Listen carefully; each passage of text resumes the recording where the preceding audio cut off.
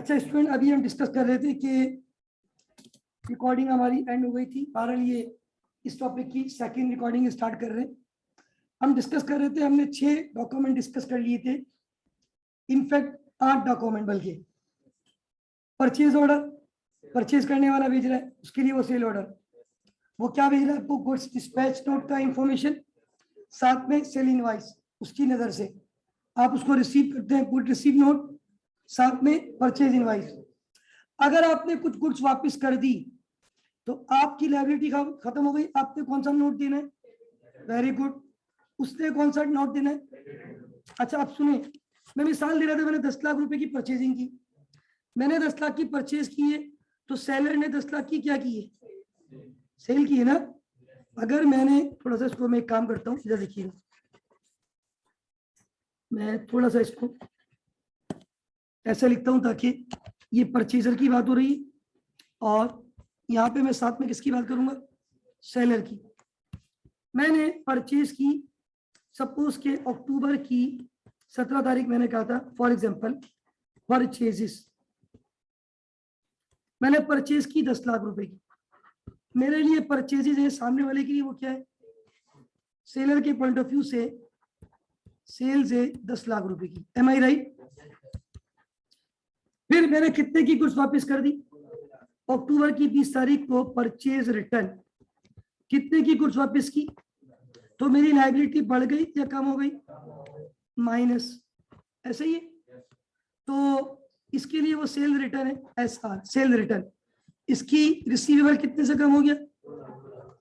याद रखिएगा, ये जब मैंने 2 लाख का माल वापस किया, मेरी लायबिलिटी कम होती है, तो मैंने कौन सा नोट देना है? उसके एंड पे क्या कम हो रहा है? मतलब कम, रिसीवेबल कम होता है, तो वो मुझे क्या इशू करेगा? जबकि परचेज इनवॉइस कितने की आई थी मेरे पास? Very good. उसके लिए वो सेल इनवॉइस कितने की थी? लेकिन हम एक दूसरे को एविडेंस दे चुके हैं और हमने अपनी बुक में एडजस्ट कर लिया है। तो अब बताएं, 20 तारीख के बाद उसके एंड पे कितना रिसीवेबल आ रहा है, मेरे एंड पे कितना पेबल आ रहा है? फिर सपोज करें 5 तारीख को मैंने, सॉरी 25 तारीख को मैंने उसको कहा, यार मैं आपको एक चेक दे रहा हूँ, या ठीक है ना, चेक मैंने उसको दे दिया। कितने का चेक दे दिया मैंने? 3 लाख रुपए। कितने का? तो क्या मेरी लायबिलिटी बढ़ गई या कम हो गई? उसका रिसीवेबल, मैंने चेक भेजा, उसने चेक रिसीव कर लिया। ये बताओ कि चेक रिसीव, अच्छा ये बताए अब मेरी लायबिलिटी कितनी है 25 तारीख को? उसका रिसीवेबल कितना है? ये बातें कहीं ना कहीं लिखी जा रही है, नहीं लिखी जा रही है? यस और नो? ये बातें जहां लिखी जाती हैं उसको कहा जाता है स्टेटमेंट। क्या कहा जाता है? जैसे मैं आपको मिसाल दूं ना, हम अक्सर कहते हैं बैंक स्टेटमेंट। क्या कहते हैं? सपोज करें अक्टूबर एंड हो गया, इसके बाद अक्टूबर में मैंने कोई माल वापस ना, मैंने उसको फर्दर कोई पेमेंट की है, तो आज अक्टूबर की 31 आखिरी होती है, बैलेंस मेरे पास कितना आ रहा है? पेबल। Very good. उसके पास क्या आ रहा है? 5 लाख। ठीक है, ये बैलेंस उसका भी है, लेकिन ये बैलेंस क्या है उसके लिए? रिसीवेबल। तो ये सारी बातें जहां लिखी जा रही है ना, उसको क्या कहा जाता है? स्टेटमेंट। क्या कहा जाता है? अब जैसे मैं आपको मिसाल दूं, आप में से भी शायद होना भी चाहिए, शायद होगा इस वक्त बहुत सारे स्टूडेंट का, पहले भी शायद मैंने कहा था ये बात, बैंक रिकंसिलिएशन में बैंक अकाउंट होगा, बल्कि मैंने आपको पढ़ा दिया बैंक रिकंसिलिएशन। बैंक स्टेटमेंट आता है, हमारे पैसे प्लस भी हो रहे होते हैं, प्लस और बैलेंस भी आ रहा होता है। तो इसी तरह हम अपने सप्लायर कस्टमर से भी ये स्टेटमेंट बनाते हैं। तो स्टेटमेंट ये बताता है कि आज आपको कितना पैसा अभी भी देना है, सामने वाले को पता चलता है आज मुझे अभी भी कितना पैसा लेना है। अब इधर देखिए, ये क्या लिखा हुआ है? ये भी क्या लिखा हुआ है? A document to show the customer amount still owed at a point in time. कितना अमाउंट ऑट कर रहे हैं मुझसे वो? a document from the supplier to show the amount still on at a point in, मैं कितना on कर रहा हूँ कि मुझे कितना देना है, वो कह रहे हैं मुझे कितना लेना है, तो ये चीजें कहाँ नजर आ रही है, जितना भी प्लस माइनस होगा सारा होता रहेगा, वो सब कहाँ नजर आएगा, स्टेटमेंट पे। तो ये एविडेंस है आपके पास। सर मैंने आपको चेक इशू किया था, आपने चेक रिसीव किया था, सर मैंने आपको गुड्स वापिस किए थे, आपने क्रेडिट नोट दिया था, मैंने आपको डेबिट नोट दिया था। तो याद रखें ये जो मैंने आज सोर्स डॉक्यूमेंट्स डिस्कस किए, अभी तक तकरीबन कितने डॉक्यूमेंट डिस्कस कर चुका हूँ, 10। Purchase order, sale order, goods dispatch note, good receive note, sale invoice, return के वक्त डेबिट नोट, और दोनों के पास क्या बनना होता है, इज दैट क्लियर। अच्छा आपके सिलेबस में इतने सारे डॉक्यूमेंट नहीं लिखे हुए, थोड़ा कम लिखे हुए ये, लेकिन पेपर में वो पूछ सकता है। जैसे सिलेबस में दिखाता हूँ क्या क्या लिखा हुआ है, देखिए सिलेबस में लिखा हुआ है आइडेंटिफाई, सिलेबस में लिखा हुआ है नॉट दिस आइडेंटिफाई, सिलेबस में लिखा हुआ है identify various source, for example sale and purchase order. तो क्या मैंने सेल ऑर्डर बता दिया, क्या मैंने परचेज ऑर्डर बता दिया, क्रेडिट एंड डेबिट नोट समझा दिए, GRN समझा दी, what is GRN and explain it purposes. क्या इन सबके पर्पस भी बताइए या खाली नाम बता दिए, बता दिए। PO का क्या मतलब है, SO का क्या मतलब है, purchase invoice is what, cell invoice is what, statement क्या है, सारी बातें अल्हम्दुलिल्लाह वी हैव डिस्कस। अच्छा अब उसके बाद इस सिलेबस में क्या लिखा है, बच्चों को क्या पढ़ा दो, कितनी किस्म की बुक पढ़ा दो, sale day book, purchase day book, sale return day book, purchase return day book, cash book, और how many books are there, 6। Concept दे दो बच्चों को इनका, और बच्चों को इनकी क्या बता दो, रिकॉर्डिंग बता दो, ट्रांजेक्शन कहती होती है इन बुक्स में या लेजर अकाउंट्स में। ये सारी बातें मैं डिस्कस करूंगा आपसे भी, लेकिन यहाँ पे कैश के डॉक्यूमेंट समझाना भी जरूरी है। कुछ चीजें सिलेबस में लिखी गई नहीं है, लेकिन डेफिनेटली ये सारे डॉक्यूमेंट बिजनेस के पॉइंट ऑफ व्यू से आपके लिए बहुत ज्यादा इंपॉर्टेंट डॉक्यूमेंट्स, राइट। तो नीचे नजर आ रहा है आपको, ये कौन से डॉक्यूमेंट है नीचे, किसके, चेक काउंटर फॉइल। किसी को पता है क्या होता है चेक काउंटर फॉइल, चेकबुक देखिए, चेकबुक से जब चेक निकालते हो ना साइड में स्लिप होती है, पता है वो स्लिप वही लगी रहती है। सबसे इंपॉर्टेंट चीज चेक के ऊपर एक चेक नंबर होता है प्रिंटेड, वही चेक नंबर उस चेक काउंटर फॉइल पे भी प्रिंटेड होता है। तो जब आप उस पर लिखते हैं ना मिस्टर असलम 2 लाख रुपए 4 नवंबर 2021, तो वो स्लिप आपको बता देती है कि ये वाला चेक नंबर आपने किसको दिया है, असलम को, कितने का दिया है, 2 लाख रुपए का, कौन सी तारीख को दिया है। तो वो आपके पास एक रिटर्न क्या होता है, एविडेंस, वो फेंकने की नहीं होती, याद रखें। कंपनी जो है ना वो स्लिप भी संभाल के रखती है।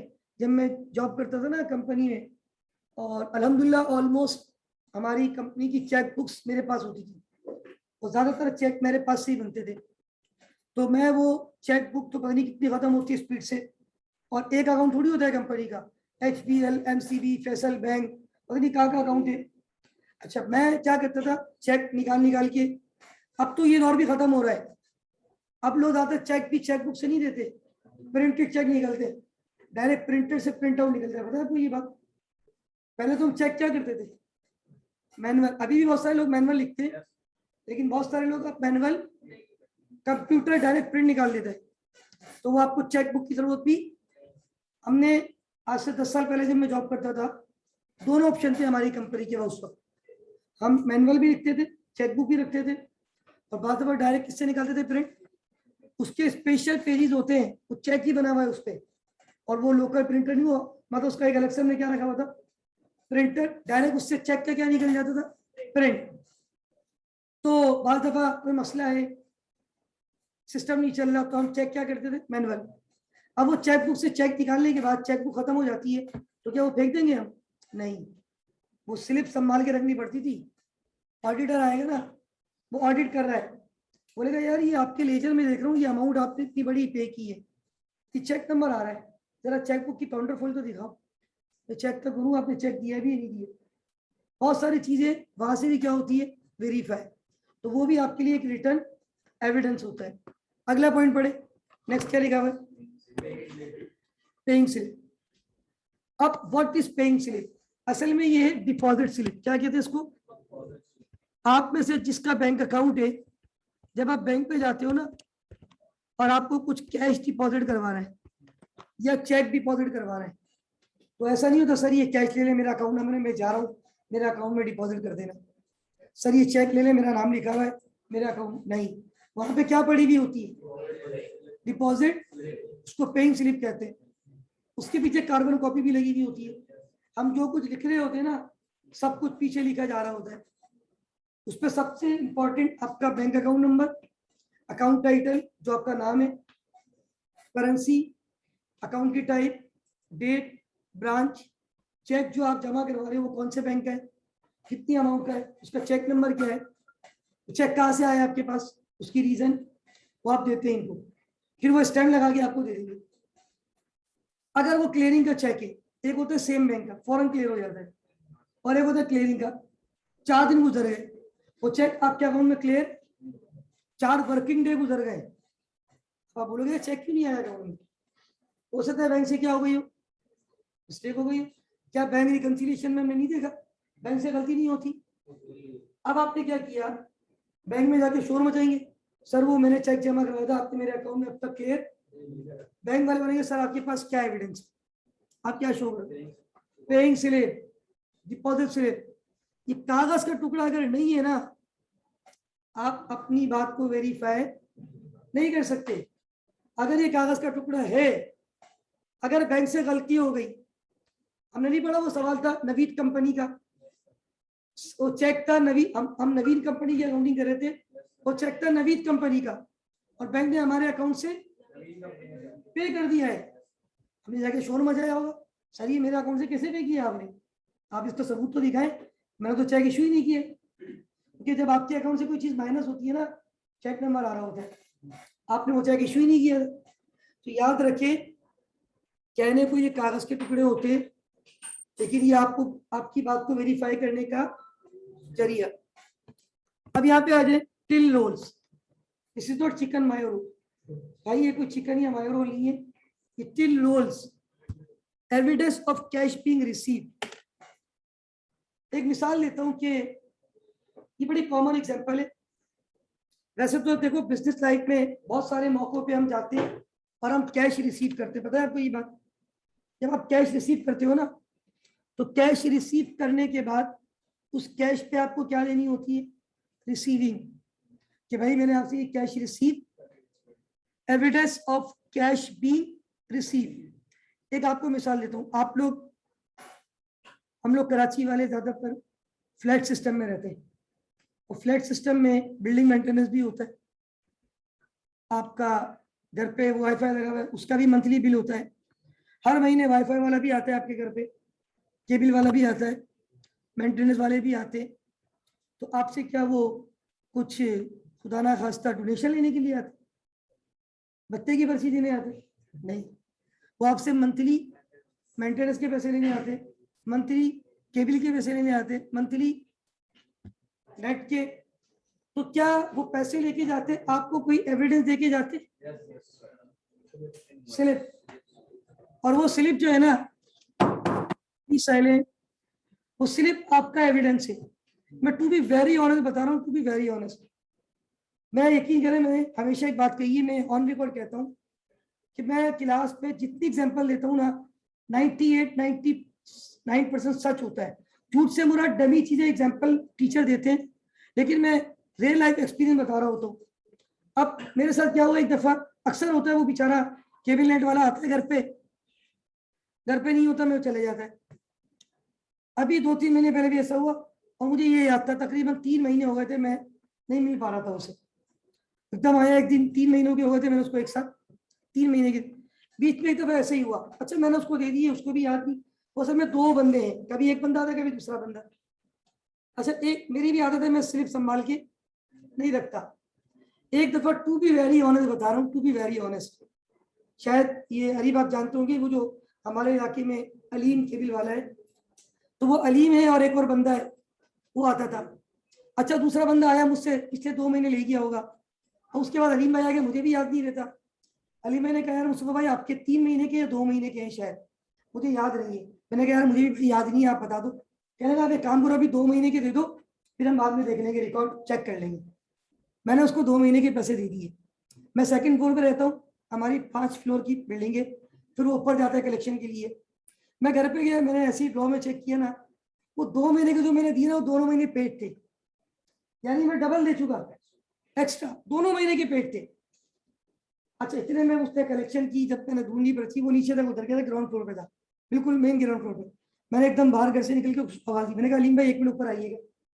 वो ऊपर आया, मैंने उसको बिल दी ना, 500 रुपए थे जो भी थे अमाउंट, वो मुझे वापस करके गया है, वो मुझे वापस करके गया है। क्यों? मेरे पास क्या मौजूद था? एविडेंस। तो कहने का मकसद ये मेरे भाई, जब आपके पास रिटर्न एविडेंस हो, अगर मेरे पास वो एविडेंस नहीं मिलता तो मेरे पैसे क्या हो जाते? डबल चले जाते, तो मुझे पता भी नहीं चलता। और ये अक्सर हमारे आपके साथ होता है, हम किसी को दे देते, बोलता है पापा तो सबूत ही नहीं है। क्या सबूत है? तुमने पैसे सबूत दिया, मैं आपको दिए थे भाई। नहीं भाई मेरे पास तो नहीं लिखे थे, फिर आप उसको डबल भी दे देते हो। तो भाई बेहतर होता है आप चीजों को क्या कर लो, ऑन रिकॉर्ड। तो ये जो टिल लोन दे रही है वो पर्ची क्या है? Evidence of cash being receive. भाई कैश आपको रिसीव हो गया था, आजाद एविडेंस मौजूद। पेटी कैश वाउचर, कैश बुक की कितनी टाइप है? 2 नहीं, और पेटी कैश बुक। पेटी कैश बिजनेस के छोटे छोटे एक्सपेंसेस होते हैं ना, पान, सिगरेट, चाय, कोल्ड ड्रिंक, इंटरटेनमेंट। ये फर्स्ट ईयर वाले पढ़कर आए, आता है ना पेपर में, पान, टी, सिगरेट लिखा हुआ था, नहीं आता। तो जो बिजनेस के छोटे मोटे खर्चे होते हैं ना डेली बेसिस पे, इंटरटेनमेंट के, छोटे मोटे स्टेशनरी के, ये सारे खर्चे कहाँ से किए जाते? पेटी कैश। पेटी कैश एक अलग से फंड होता है, उस फंड में से पैसे इस्तेमाल किए जाते। इसकी अकाउंटिंग पढ़ाऊंगा। तो पेटी कैशियर जब पेटी कैश में से पैसे दे रहा होता है ना, तो एक वाउचर जनरेट होता है, और वो जिसको पैसे देता है उससे क्या ले लेते हैं? साइन। कि भाई कल को बॉस पूछेंगे पेटी कैश का पैसा कहाँ गया, तो मेरे पास क्या होना चाहिए? सबूत। उसको क्या कहते हैं? पेटी कैश, छोटी छोटी अमाउंट। तो भाई ये हमने आज कितने सोर्स डॉक्यूमेंट डिस्कस किए? तकरीबन नहीं 40। 5 परचेज डे बुक के, 5 सेल्स डे बुक के, और 4। अब कल जब हम इंशाल्लाह क्लास में आएंगे, हम प्रैक्टिकल अकाउंटिंग डिस्कस करेंगे। How to record transaction in sale day book, how to record transaction in purchase day book, purchase return day book, sale return day book, cash book और पेटी कैश बुक, और फिर इनके layout, इनके concept, ये सारी चीजें इंशाल्लाह हम कल की क्लास में डिस्कस करेंगे। That's all for today. अल्लाह हाफिज़ व नासिर। पाकिस्तान जिंदाबाद।